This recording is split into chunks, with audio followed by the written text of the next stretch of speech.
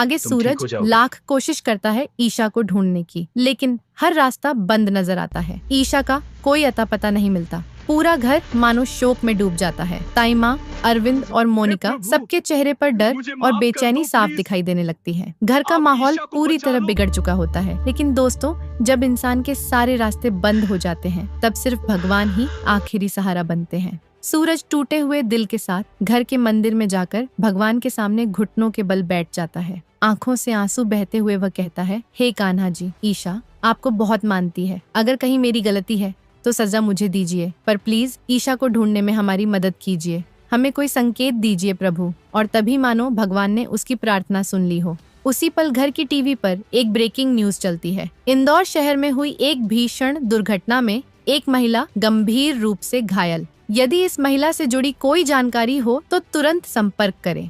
TV screen पर दिखाई देती है एक धुंधली सी तस्वीर।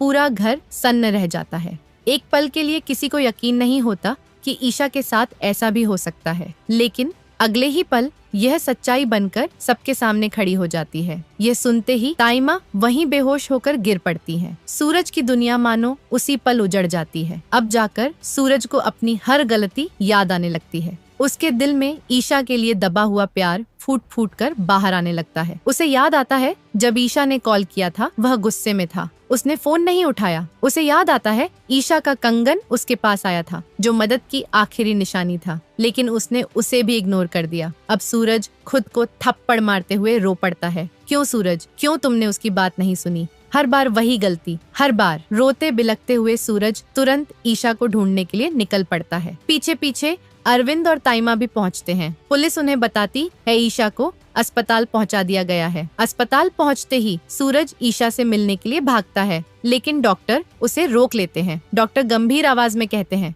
सूरज जी, अभी आप ईशा जी से नहीं मिल सकते। सर में गहरी चोट लगने के कारण बहुत ज्यादा खून बह चुका है। उनकी हालत बेहद क्रिटिकल है और सच कहूँ तो उनके बचने के चांस बहुत कम हैं। डॉक्टर के मुंह से यह सुनते ही सूरज टूटकर रो पड़ता है। अब उसका दिल सिर्फ ईशा के नाम से धड़कता है। और दोस्तों, अगर आपको ये अपडेट वीडियो दिल से छू रही है तो एक लाइक करके चैनल को सब्सक्राइब जरूर करें। फिर अरविंद, ताइमा और सूरज तीनों हाथ जोड़कर भगवान के सामने खड़े हो जाते हैं। हे भगवान, हमें माफ कर दीजिए। मेरी गलतियों की इतनी बड़ी सजा मत दीजिए।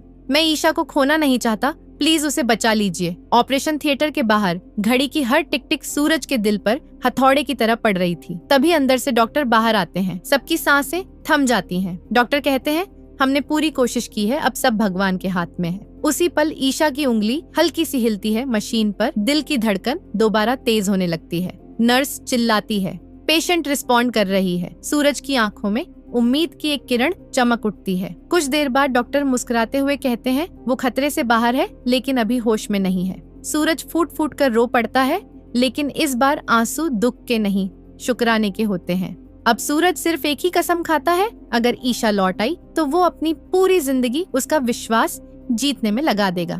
तो दोस्तों, आप क्या चाहते हो? ईशा होश में आने के बाद सूरज को माफ कर दे? कमेंट अपना राय जरूर रखें।